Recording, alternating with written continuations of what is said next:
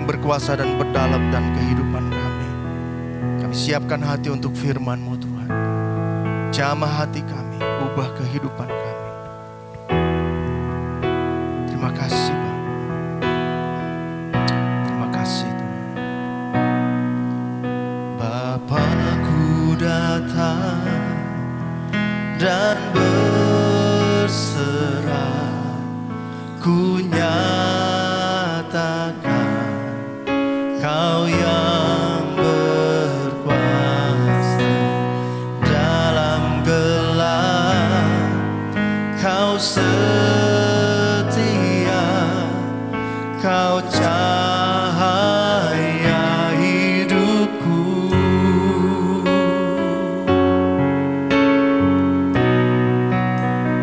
Kau kuatkan aku bertahan, Kau harapan dalam kesesakan, Kau buktikan kesetiaan-Mu Tuhan. Engkau Allah Immanuel.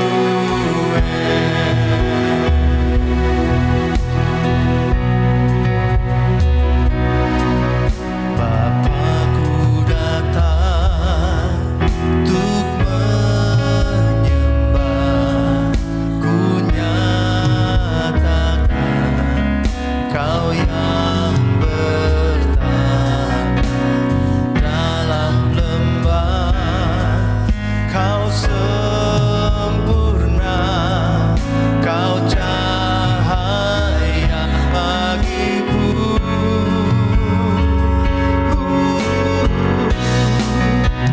Kau kuatkan aku bertahan, Kau harapan dalam kesesakan, Kau buktikan kesetiaan-Mu Tuhan. Engkau Allah Immanuel.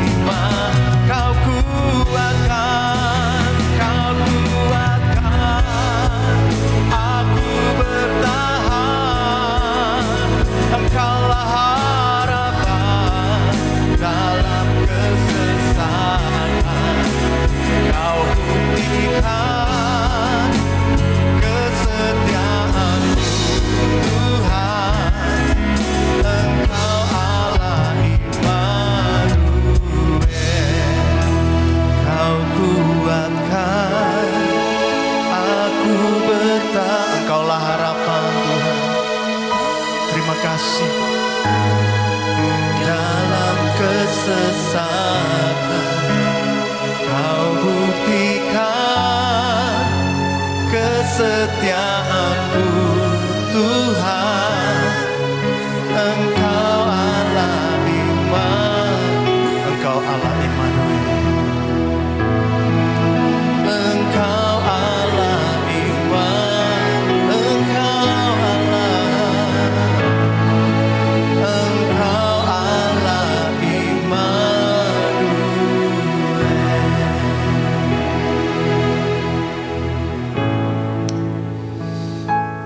Bapa, kami bersyukur untuk hari yang begitu baik sehingga kami bisa memuji dan menyembah-Mu. Tuhan, tiada yang lebih indah selain berada di dalam hadirat-Mu, menikmati kasih-Mu, menikmati damai sejahtera-Mu. Saat ini Bapa, kami minta pertolongan Roh Kudus untuk menjamah setiap hati kami, baik yang di tempat ini maupun yang menyaksikan dari rumah. Kami perlu disentuh oleh kuasa firman, oleh kuasa Roh-Mu, agar kami mampu diubahkan menjadi seperti yang Kau mau. Ini kami umat kepunyaan-Mu, berkaryalah atas kami. Di dalam nama Yesus Kristus. Amin. Silakan duduk Bapak Ibu. Selamat pagi, Shalom. Haleluya. Saya percaya saudara dalam keadaan yang baik, terlepas dari apapun yang sedang terjadi sekeliling kita, Allah kita tidak berubah, Dia mampu melindungi kita, dan apapun masalah yang kita hadapi, Dia pasti punya jalan keluar ya.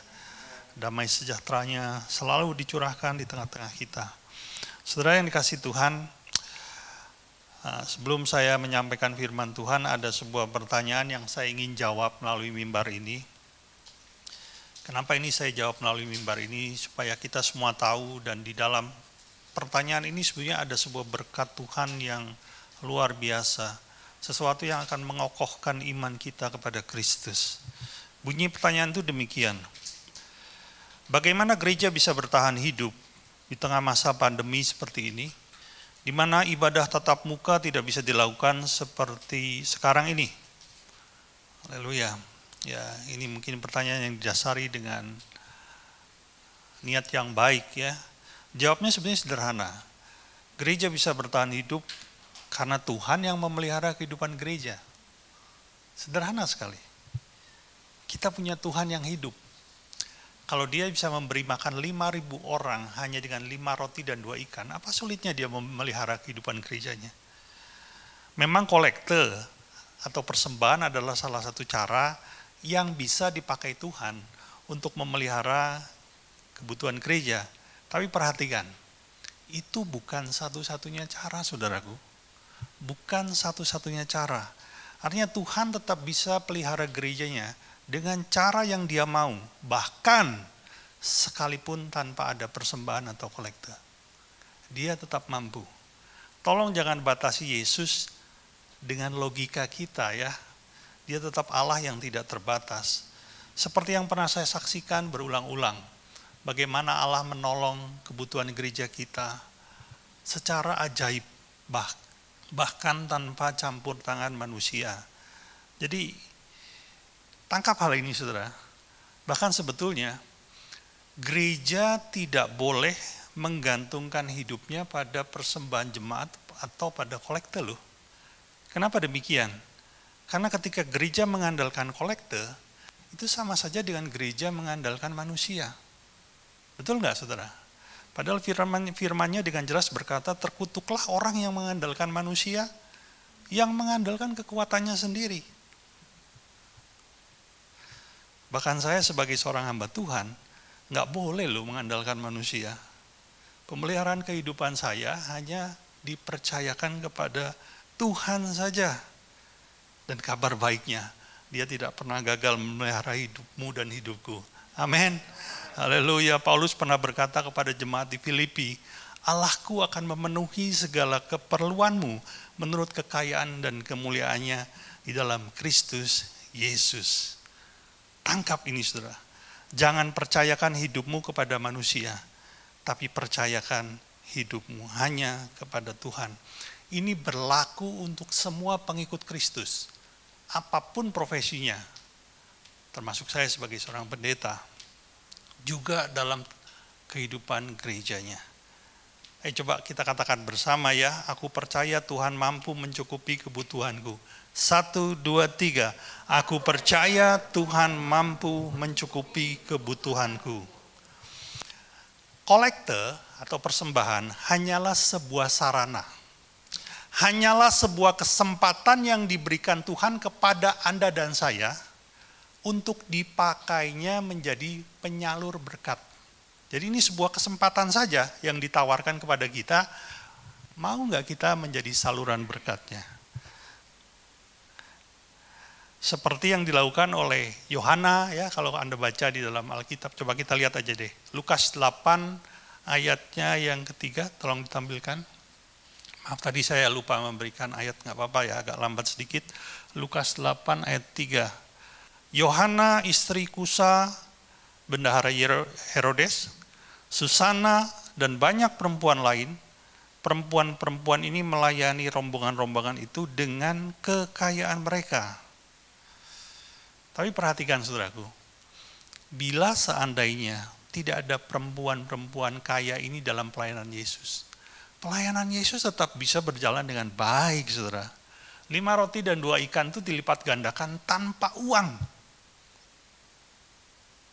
Hanya oleh kuasanya saja. Jadi keberhasilan sebuah pelayanan tidak ditentukan oleh kemampuan finansial, tapi dari campur tangan Tuhan dan ketaatan orang-orang yang melakukan kehendak-Nya. Cukup itu. Itu sudah lebih dari cukup. Keberhasilan hidupku tidak ditentukan oleh apa yang aku miliki, tapi dari apa yang Tuhan kerjakan dalam hidupku. Coba kita katakan sekali lagi ya. 1, 2, 3. Keberhasilan hidupku tidak ditentukan oleh apa yang aku miliki, tapi dari apa yang Tuhan kerjakan dalam hidupku. Haleluya, ya. Saya pikir ini menjawab pertanyaan itu, bukan saja menjawab, tapi mengokohkan iman kita.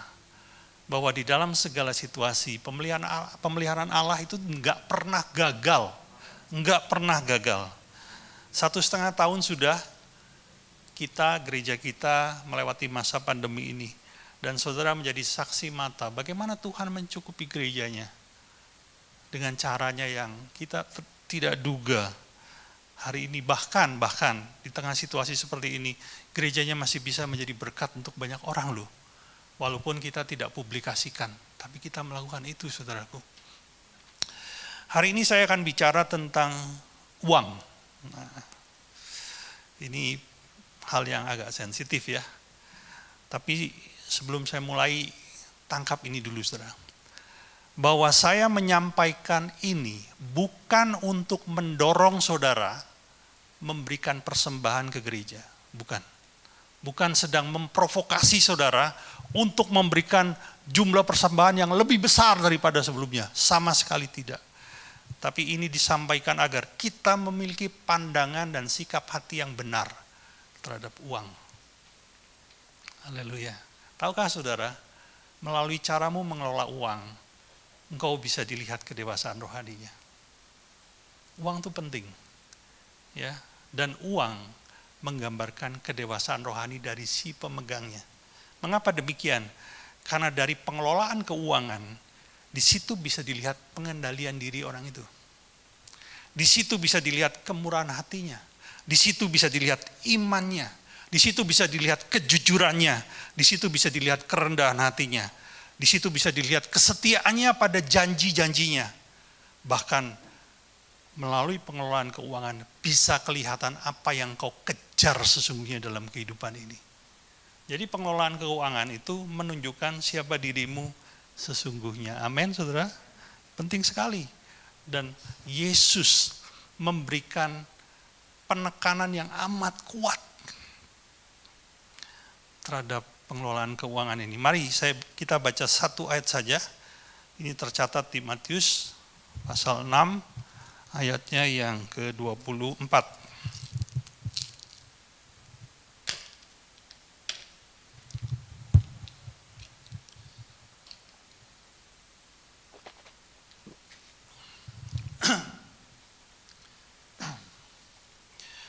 Matius 6 ayat 24 bunyinya demikian. Tak seorang pun dapat mengabdi kepada dua tuan, karena jika demikian ia akan membenci yang seorang dan mengasihi yang lain, atau ia akan setia kepada yang seorang dan tidak mengindahkan yang lain.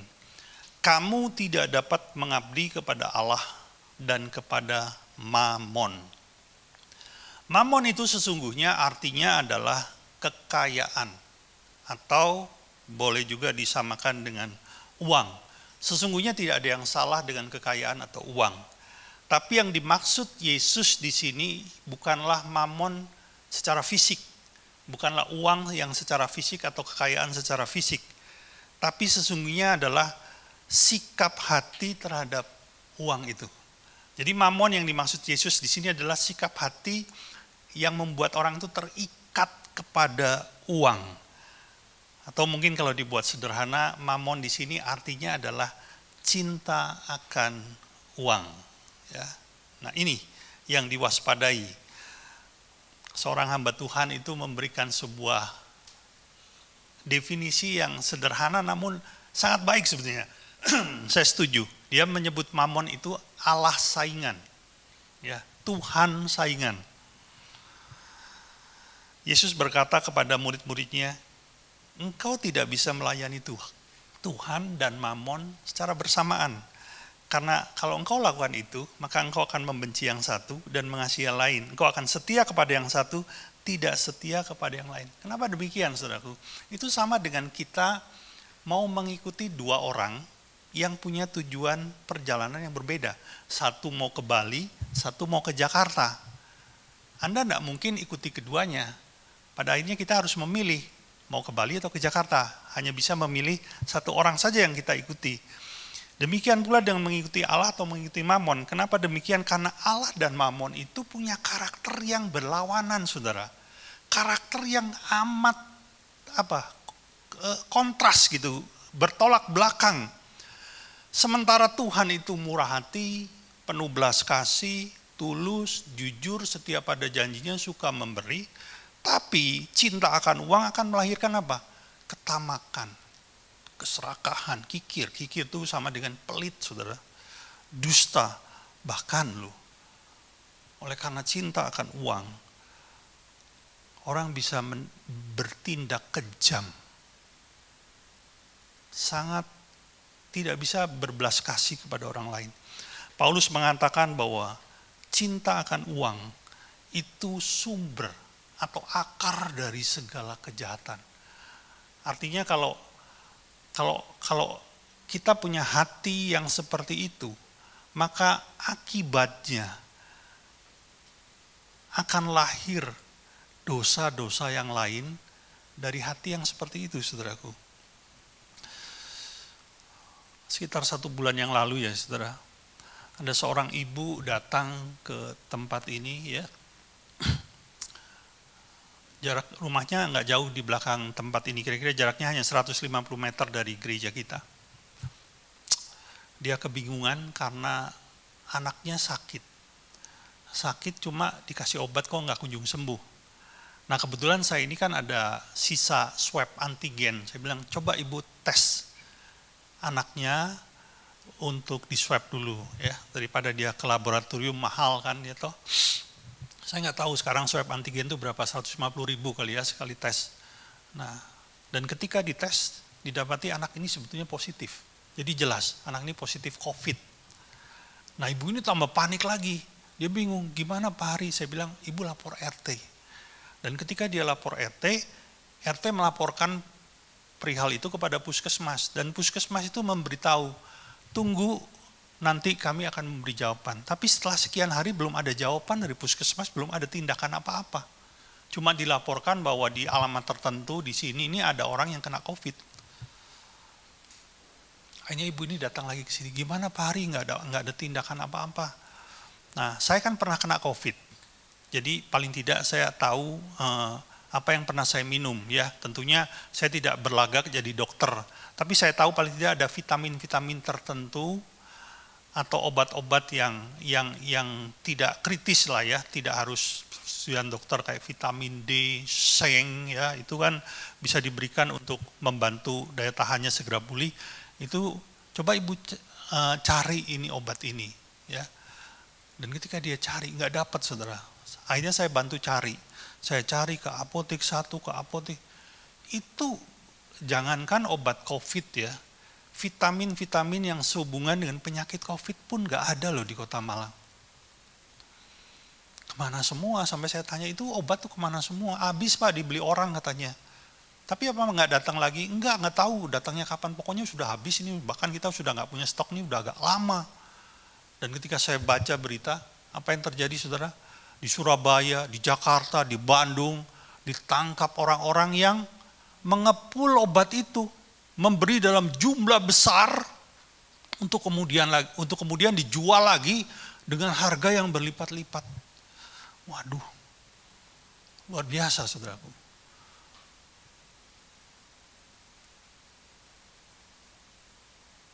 Saya mau bantu dia bawa ke rumah sakit juga nggak ada kamar. Ya, ada beberapa teman yang punya akses ke sana, nggak ada Pak Hari. Ini pun antri, ada orang antri sampai 100 lebih loh saudara, ngantri masuk untuk nunggu kamar aja. Bahkan dia bilang begini, ketika ada kamar kosong, orangnya dihubungi, orangnya sudah meninggal pula. Ya, jadi ibu ini kebingungan luar biasa. Singkat cerita akhirnya yang bisa saya lakukan hanya saya doakan saja. Ya. Tapi perhatikan saudara, apa yang melatar belakangi hal itu terjadi? Kejahatan seperti itu. Hanya karena cinta akan uang. Demi uang, orang rela melanggar firman. Demi uang, orang rela menindas orang lain. Hanya karena uang saja. Begitu jahatnya. Oleh karena itu kita bisa mengerti kenapa Tuhan berkata, engkau tidak mungkin bisa mengikuti aku kalau engkau mengasihi mamon. Engkau hanya bisa mengasihi aku kalau engkau tidak mengasihi mamon. Saudara, ada sebuah respon yang akan muncul ketika orang itu kehilangan uang. Dan di titik itu kita bisa melihat sebetulnya orang itu cinta Tuhan apa cinta mamon.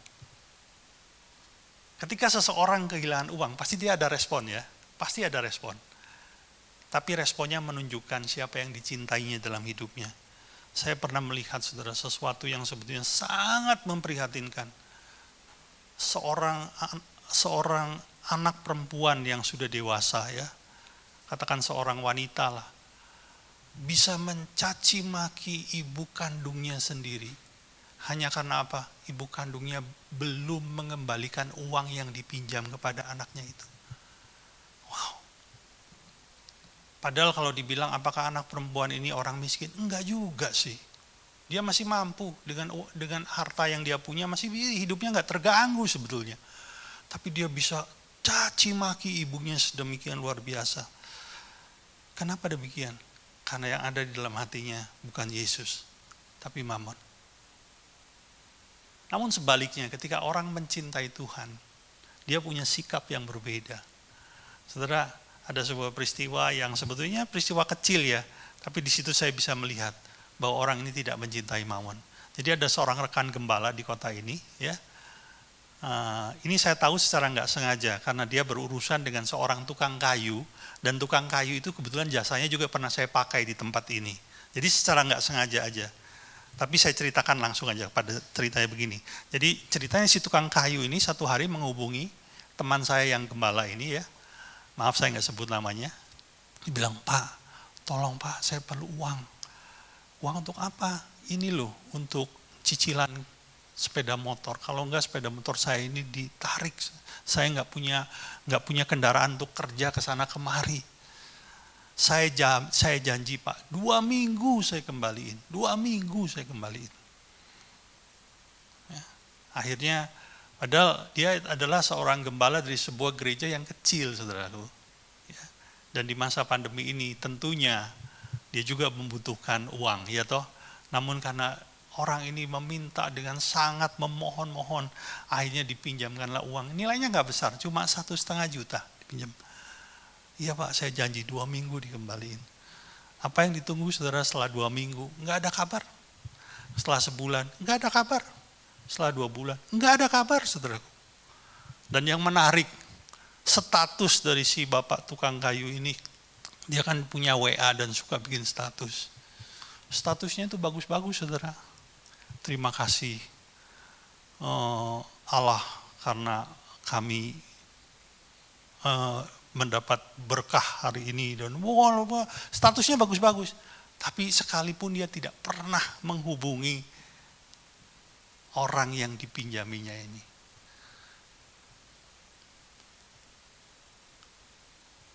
Dan yang menarik, sikap dari kawan saya ini, dia bilang begini, Har, kalau nggak dikembalikan ya sudah, nanti Tuhan ganti. Anggap saya memberkati dia. Udahlah, nggak usah dipikirin. Bukan dia cerita loh, saya tahu secara tidak sengaja. Itu adalah sikap atau respon yang muncul dari seseorang yang tidak mencintai Mamon. Sangat kontradiksi dengan orang yang sebaliknya. Dia bisa begitu marah, begitu pahit, bahkan melakukan hal-hal yang jahat. Saudaraku, sebetulnya kita semua dulu adalah orang-orang yang mencintai Mamon. Kita harus akui itu. Sebelum kita mengenal Tuhan, kita ini orang-orang yang mencintai Mamon. Ya, termasuk saya ini mestinya ya. Tapi ketika kita mengenal Tuhan, harusnya terjadi perubahan dong. Kita tidak lagi mencintai Mamon, tapi menyerahkan hati kita untuk dikuasai oleh Yesus. Yang ada di hati kita bukan lagi Mamon, tapi Yesus. Dan Alkitab memberitahu kita betapa kalau kita itu mencintai Mamon, kita akan gagal mengikuti Kristus. Contoh yang paling bagus adalah seorang murid Tuhan yang bernama Yudas Iskariot. Kurang apa? Dia lihat mujizat, dia lihat perkara-perkara yang ajaib dari Tuhan. Dia menerima kasih Tuhan yang sempurna. Tapi karena dia mencintai Mamon, dia gagal setia kepada Yesus. Pertanyaannya begini, lalu bagaimana ya Pak, supaya kita ini tidak mencintai Mamon? Pernah nggak saudara renungkan? Gimana ya caranya ya? Sebetulnya jawabannya sederhana. Gunakan uangmu untuk memuliakan Tuhan. Maka di titik itu, engkau sedang berhenti mencintai Mamon. Engkau sedang berhenti mencintai uang. Caranya bagaimana? Ya belajarlah memberi, sederhana sekali. Betul nggak? Kalau engkau mau memakai uangmu untuk memuliakan Tuhan, tapi mau kau simpan terus ya nggak mungkin bisa. Cara yang terbaik adalah belajarlah memberi, saudara. Ketika engkau belajar memberi, sebetulnya engkau sedang mengikis Mamon itu dari hatimu. Saya pernah berjumpa dengan seseorang yang sikap hatinya sudah berubah. Dari seorang yang mencintai Mamon, tapi sehari ini dia menjadi seorang mencintai Tuhan. Saudara, ada satu hal yang menarik. Orang ini masih punya banyak kewajiban yang harus dilunasi. Tapi ketika sikap hatinya berubah, saya melihat orang ini begitu mudah dalam memberi, saudara. Sangat mudah dalam memberi. Bahkan dia mencari kesempatan bila mana ada hal yang dia bisa lakukan untuk orang lain. Dia bisa beri orang yang membutuhkan. Dia akan lakukan. Dan satu hari saya bertanya sama orang ini, Pak, Bapak ini murah hati sekali sih. Bagaimana Bapak bisa melakukan itu dan untuk apa sebenarnya tujuan Bapak memberi? Dan dia bilang dengan jawaban yang sederhana, supaya saya nggak terikat Mamon Pak Hari. Jawabannya cuma gitu doang. Tapi ketika saya renungkan, iya benar juga ya. Satu-satunya cara supaya kita tidak terikat oleh Mamon, lepaskan dong Mamon itu. Saya ingin membagikan sebuah tips ya. Karena memberi itu juga perlu dengan cara yang benar. Tidak semua pemberian berkenan kepada Allah. Tapi saya ingin membagikan sebuah tiga tips sederhana. Hanya 3 saja, saudara. Dan dengan 3 tips ini saya yakin kalau Anda mau menerapkannya, maka perlahan-lahan akan terjadi perubahan. Walaupun mungkin tidak drastis ya, tapi akan terjadi sebuah perubahan di mana engkau tidak lagi akan mencintai Mamon. Yang pertama, berilah tanpa mengharapkan balasan. Jangan memberi untuk dibalas, saudara. Bahkan kalau bisa carilah objek atau orang yang memang tidak mampu membalas pemberianmu. Karena ketika engkau lakukan itu, Tuhan disenangkan dengan pemberianmu itu, saudara. Di tempat kita ini ada seorang dokter yang sangat murah hati ya. Saya enggak berani menyebut namanya, mohon maaf. Tapi dia terkenal sangat murah hati. Ya, dalam kehidupannya melayani dunia medis, dia seringkali menolong orang. membantu orang-orang yang tidak mampu, menggratiskan, bahkan kadang-kadang memberi, istilahnya lah, dia juga masih memberi gitu loh. Dan itu dia lakukan bertahun-tahun. Sangat murah hati. Akibatnya apa saudara? Saya melihat berulang kali ketika saya mampir bertamu ke rumahnya, dia itu sering mendapatkan pemberian, hadiah. Apakah itu makanan ya, tiba-tiba dikirim mangga 10 kilo, ada yang mengirimi kue, ada yang mengirimi masakan, ada yang mengirimi hadiah-hadiah yang bagus-bagus dan enak-enak gitu loh. Namun ketika saya perhatikan, tidak semua pemberian itu tulus, saudara. Ternyata ada banyak orang yang memberi kepada dia dengan harapan, kalau satu waktu nanti saya perlu bantuan, saya pasti ditolong sama orang itu. Itu sebetulnya kita memberi dengan motivasi yang salah loh.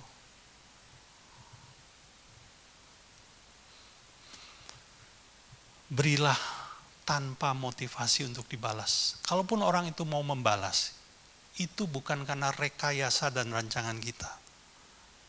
Biarlah itu karena digerakkan oleh Tuhan.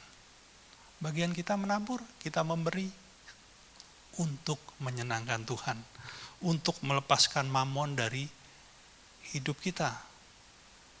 Perhatikan, ini sebuah prinsip yang penting. Jangan melepaskan mamon untuk memperoleh mamon. Saya ulangi ya, ingat-ingat, tangkap ini dan simpan dalam hatimu. Jangan melepaskan mamon untuk menangkap mamon yang lebih besar. Ada sebuah pengajaran, dulu saya terjebak dalam pengajaran ini, yang mengatakan demikian. Berikanlah perpuluhanmu kepada di tempat engkau beribadah, maka engkau akan diberkati berlimpah-limpah. Saya setuju Allah kita adalah Allah yang sangat murah dalam memberkati. Tapi kalau engkau punya motivasi seperti itu, saya memberi perpuluhan supaya nanti Tuhan kembalikan berlipat kali ganda, itu sama saja Anda melepaskan mamon untuk mendapatkan mamon. Saudara ngerti ya? Coba lakukan itu karena engkau mau mentaati firman-Nya. Coba lakukan itu karena engkau mengasihi Tuhan. Bukan untuk memperoleh seperti itu, saudara.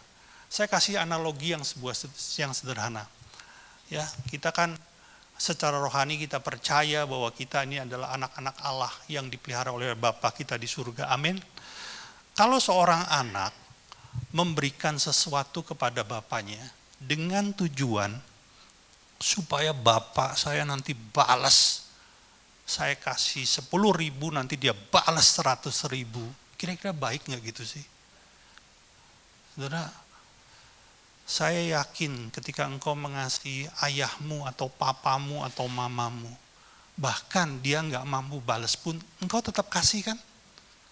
Masa sama Tuhan kita nggak seperti itu, saudara? Aduh, ya itu pengajaran yang sangat menyimpang. Bahkan saya mengerti begini, sebelum saya memberi perpuluhan, saya ini sudah diberkati oleh Tuhan. Sudah loh.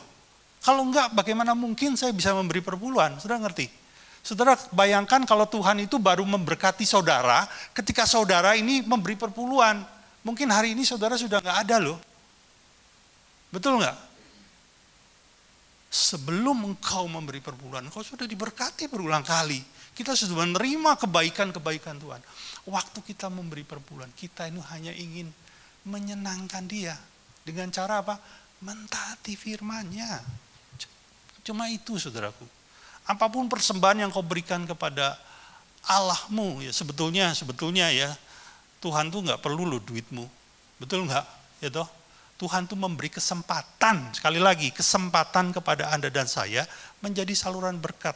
Sekali lagi saudara, saya tidak mengajarkan, menyampaikan ini untuk saudara memberikan persembahan ke gereja saya lebih besar. Tidak, bukan sana. Saudara.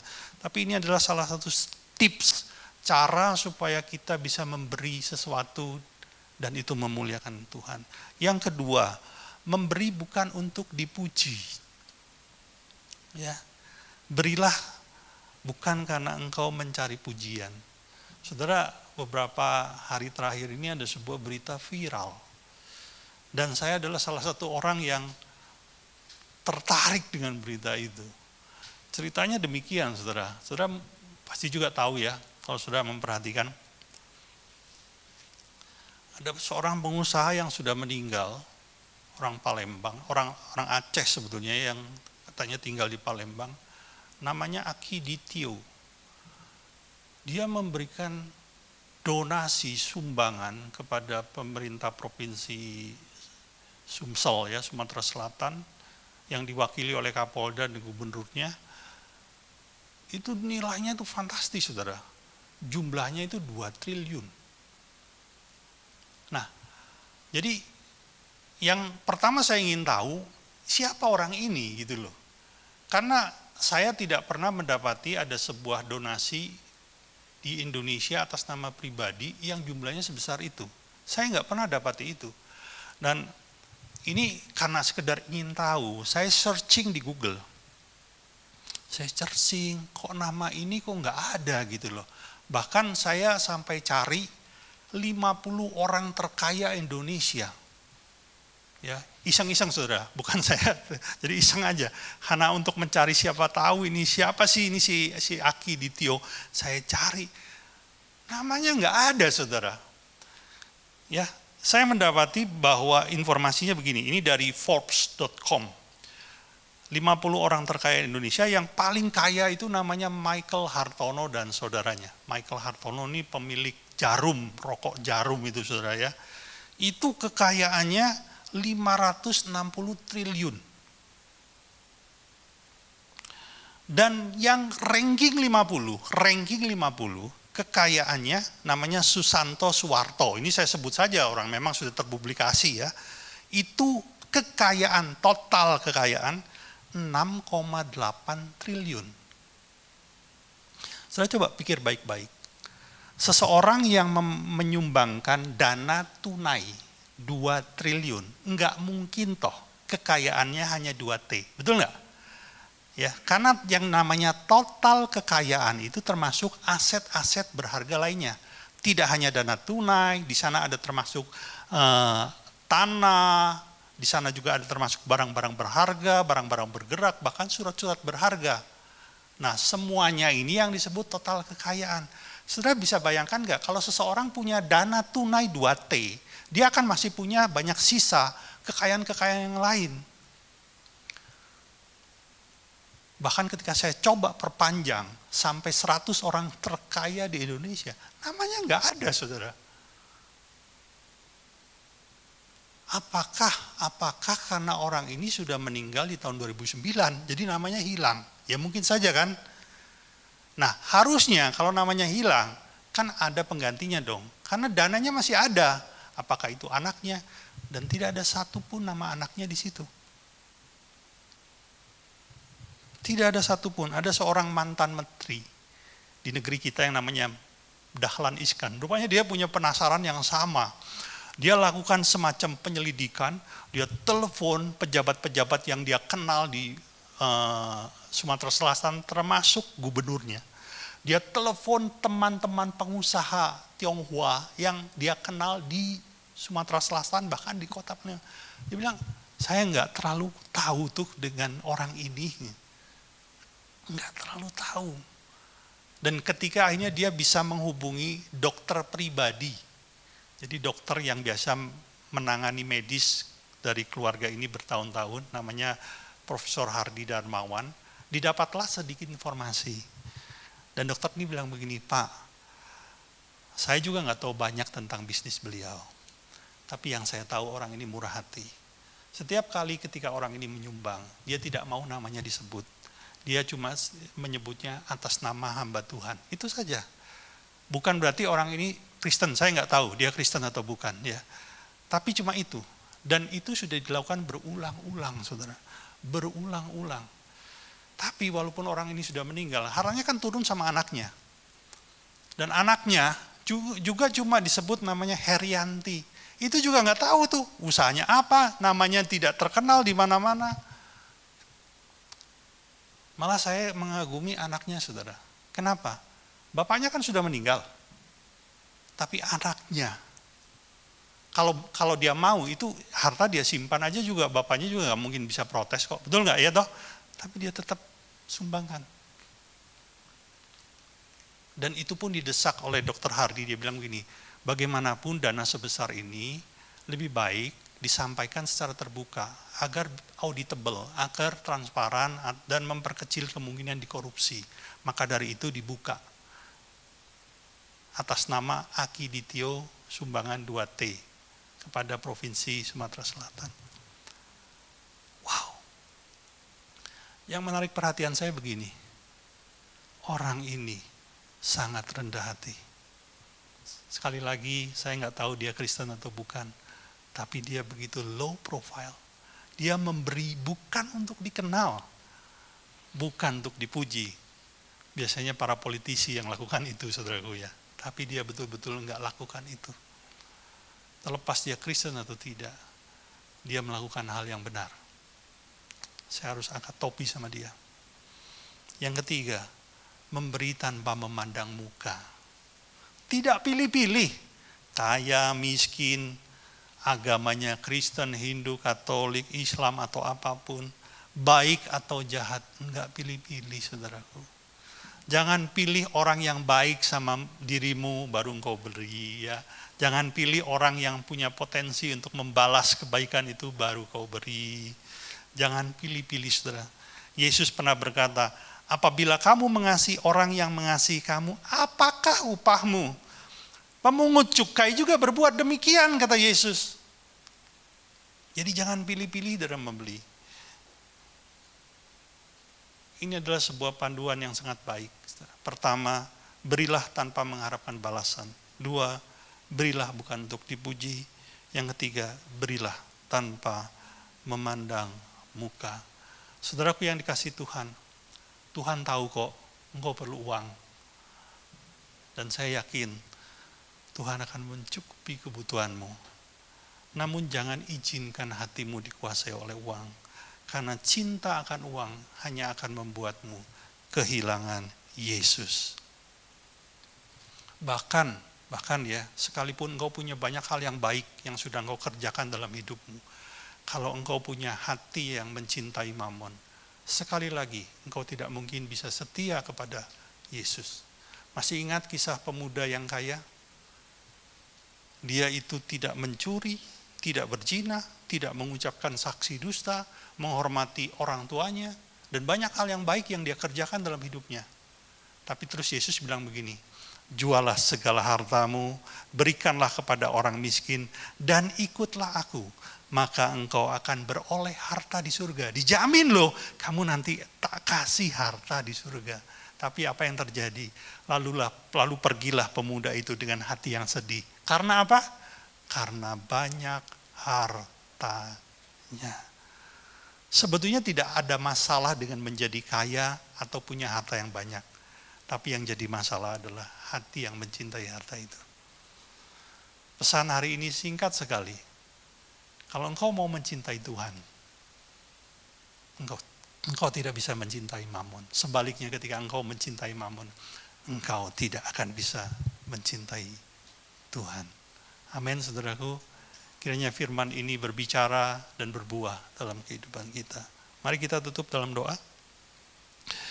Bapa di surga, kami bersyukur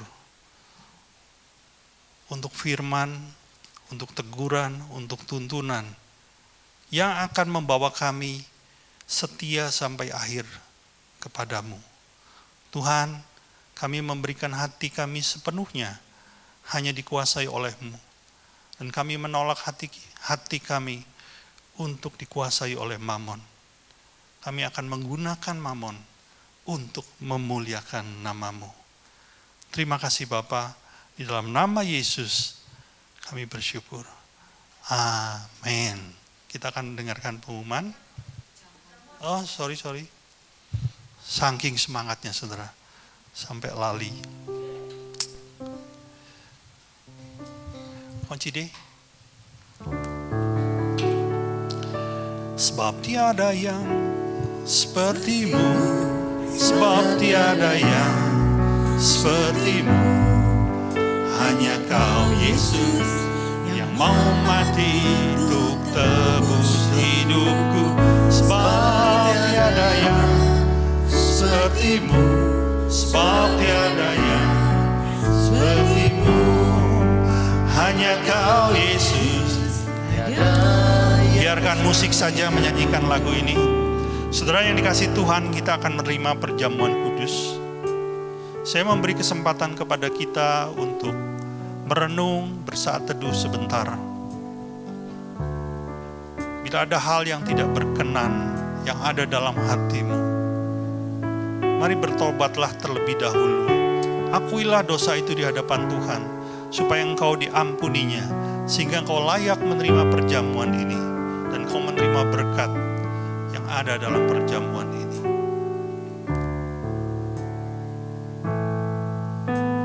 Yesus Tuhan, Kaulah pengharapanku, hanya kepadamu percaya. Yesus Tuhan. Saya minta tolong kepada para hamba Tuhan untuk membagikan roti dan anggur. Kepadamu ku percaya, sebab tiada yang seperti-Mu, sebab tiada yang seperti-Mu. Hanya Kau Yesus yang mau mati untuk menebus hidupku, sebab tiada yang seperti-Mu, sebab tiada yang seperti-Mu. Hanya Kau Yesus, tiada yang seperti-Mu.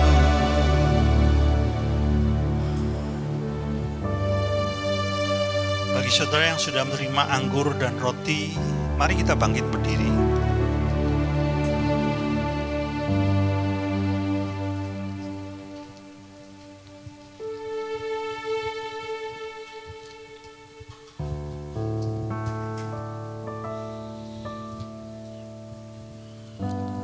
Haleluya.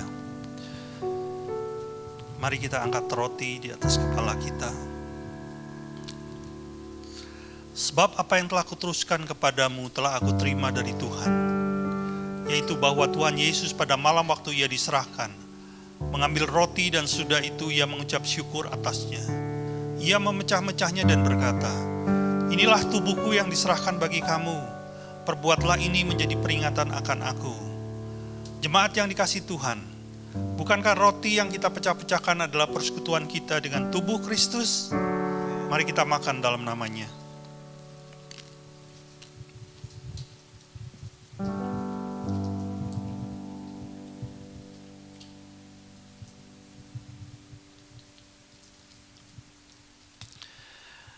Mari kita angkat cawan di atas kepala kita. Demikian juga ia mengambil cawan sudah makan lalu berkata, cawan ini adalah cawan perjanjian baru yang dimeteraikan oleh darahku. Perbuatlah ini setiap kali kamu meminumnya menjadi peringatan akan aku. Jemaat yang dikasihi Tuhan, bukankah cawan pengucapan syukur yang atasnya kita ucapkan syukur adalah persekutuan kita dengan darah Kristus? Mari kita minum dalam nama Yesus.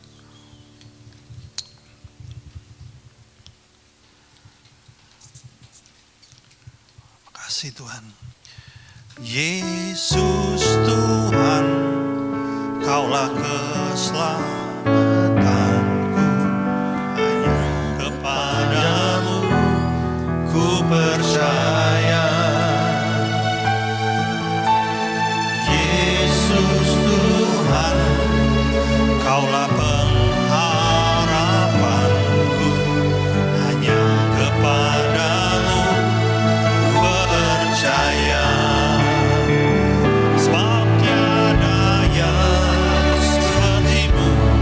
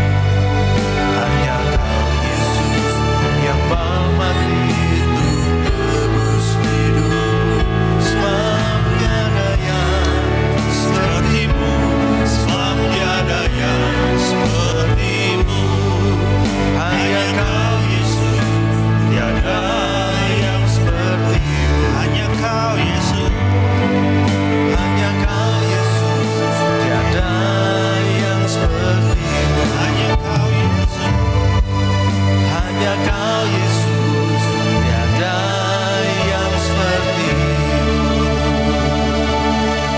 Terima kasih Bapa buat pengorbanan-Mu di atas kayu salib. Terima kasih untuk perjanjian kudus sehingga kami menjadi umat kepunyaan-Mu. Terima kasih Bapa, menjadi anak-anak kepunyaan-Mu. Segala pujian dan hormat dan kemuliaan hanya bagi-Mu di dalam nama Yesus Kristus. Sama-sama kita katakan amin. Silakan duduk Bapak Ibu, kita akan mendengarkan pengumuman.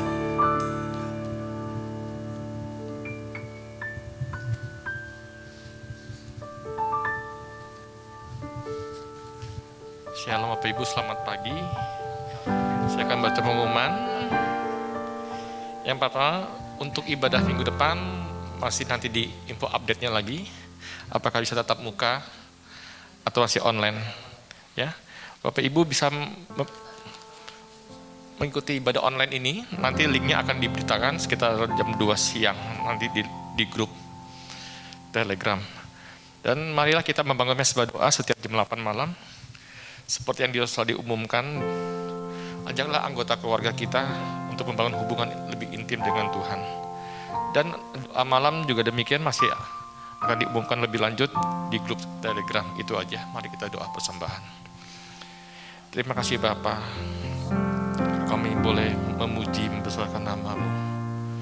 Itu semua karena kemurahan-Mu dalam hidup kami Bapa. Kami masih diberi kesempatan demi kesempatan Tuhan. Terima kasih Bapa. Saatnya kami ingin memberi yang terbaik untuk kemuliaan Engkau Bapa. Dalam nama Yesus kami siap memberi. Haleluya, amin. Batuku dan Kau, kota bentengku tak akan ku ragu. Kau menjamin hidupku, Kau yang selamat aku, dan Kau yang membelaku. Tak akan ku takut, ku bersambut di dalam-Mu. Walau badai menerpa di dalam hidupku ini, namun tangan-Mu Tuhan mengangkatku tinggi. Kau Tuhan yang benar, tak pernah tinggalkan. Dahulu sekarang selamanya, janji-Mu tak berubah. Kau Alfa dan Omega, awal dan akhir. Semesta alam memuja Engkau Tuhan yang benar. Saya minta Bapak Ibu untuk bangkit berdiri. Kita akan mengakhiri ibadah ini dengan doa penutup. Kami datang kembali Tuhan di hadapan-Mu dengan ucapan terima kasih banyak Tuhan atas kasih-Mu. Kalau kami boleh mengadakan ibadah online Tuhan, terima kasih. Semua karena kasih-Mu. Terlebih-lebih Tuhan, biarlah Tuhan firman-Mu dibentangkan di hati kami, bahwa Engkaulah satu-satunya yang kami harapkan, bukan mamon atau kekayaan kami atau apapun yang kami miliki. Hanya Engkaulah sandaran hidup kami Bapa. Ajar kami, beri kami hati yang lembut untuk mudah mengikuti segala apa yang Kau mau dalam hidup kami Bapa. Terima kasih Bapa, kami memberkati gembala kami, beri hati hamba, hati gembala dalam hidupnya, yang terus menerus menuntun kami untuk mengerti Engkau lebih dalam lagi Bapa. Beri dia hikmat-Mu Tuhan, kesehatan yang sempurna atas beliau Tuhan, istri dan anak-anaknya, hati hamba, hati gembala. Kau tambah-tambahkan dalam hidupnya Bapa. Kami juga bersyukur Tuhan, kami boleh melayani Engkau di tempat ini. Biarlah pelayanan kami semata-mata hanya untuk kemuliaan Engkau Bapa. Murnikan hati kami, motivasi kami, sebab hanya nama-Mu yang kami tinggikan di tempat ini Tuhan. Engkau yang layak kami tinggikan, yang kami agungkan Bapa. Terima kasih Bapa. Terima kasih. Kami juga memberkati saudara-saudara kami yang ikut ibadah online Tuhan. Kau berkati mereka, pekerjaan mereka, studi mereka, apapun mereka kerjakan, jadi mereka berhasil Tuhan. Kau memberkati mereka satu persatu Tuhan. Kau melindungi Tuhan, Kau memberi yang terbaik Tuhan. Kau buka jalan Tuhan saat ada jalan dalam hidup mereka. Terima kasih Tuhan Yesus. Kami juga berdoa untuk bangsa ini Tuhan. Kami minta pengampunan untuk Indonesia. Ampuni bangsa kami. Jamalah bangsa kami. Kami hanya berharap berikan hujan pengtobatan, hujan keselamatan untuk bangsa ini. Biar dari Sabang sampai Merauke Tuhan, berduyun-duyun orang datang Tuhan. Kau jamah mereka Tuhan. Kami juga memberkati pemimpin kami Pak Jokowi Tuhan. Beri dia hikmat Tuhan. Apapun yang dia putuskan Tuhan, biar semata-mata hanya untuk kesejahteraan Indonesia Tuhan. Hanya untuk kemajuan bangsa kami Bapa. Berkati beliau, kesehatan beliau, keluarga mereka juga kau berkati Tuhan. Oh terima kasih Bapa, terima kasih Roh Kudus. Engkau baik dalam hidup kami. Sebelum kami pulang Tuhan, kami minta Tuhan Kau memberkati kami. Mari jemaat yang kasih Tuhan, kita angkat kedua tangan kita dan mengarahkan hati kita kepada Bapa kita di surga. Diberkatilah Engkau berlimpah-limpah dengan segala yang terbaik adalah Bapa, kasih-Nya yang sempurna dalam Yesus Kristus, serta kekuatan, pertolongan, penghiburan dari Roh Kudus, memampukan Engkau untuk menghidupi segala kehendak Allah. Kita yang sudah menerima semua yang baik itu, sama-sama kita katakan, Amin. Selamat hari Minggu, Tuhan Yesus memberkati.